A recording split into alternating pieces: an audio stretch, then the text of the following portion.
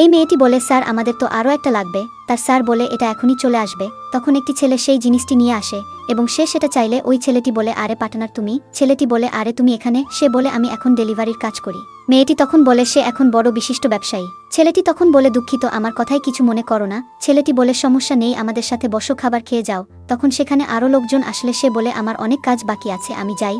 কয়েক বছর পরে ছেলেটি মেয়েটির কাছে থেকে টাকার ব্যাপারে জানতে চাইলে সে বলে, আমাদের কোম্পানি এখন লসে চলতেছে, আমাদের প্রায় 1 কোটি টাকা দরকার, না হলে আমাদের দেশ ছেড়ে পালিয়ে যেতে হবে। এদিকে ছেলেটি একজনকে চাকরি দিবে বলে তার ভাইয়ের কাছ থেকে ইচ্ছে মতো খাবার খায় এবং টাকা নেই। কয়েকদিন পরে ওই লোকটি তাকে বলে, আমার ভাইকে হয় চাকরি দাও, না হলে আমার টাকা ফেরত দাও। এই নিয়ে তাদের ভিতর গন্ডগোল শুরু হয় এবং একজন বলে, ওই দেখো তোমার আগেকার পার্টনার বের হয়েছে। তারপর ছেলেটি তার কাছে গিয়ে বলে, আমার কথা তোমার মনে আছে? ছেলেটি বলে, ব্যস্ততাই আমি ভুলেই গেছি। মেয়েটি তখন বলে, আমাদের বসের তোমাদেরকে নিয়ে ভাবার অত সময় নেই। তারপর গাড়িতে ছেলেটি বলে, আমাদের বাহিরে যাওয়ার জন্য ফ্লাইট বুক করো। মেয়েটি বলে, কেন? ছেলেটি বলে, এত টাকা আমি শোধ করব কিভাবে? আমাদের কোম্পানি আমার ওই পার্টনারের নামে লিখে দাও। সে টাকা শোধ না করতে পারাই জেলে যাবে এবং আমরা মুক্ত হব।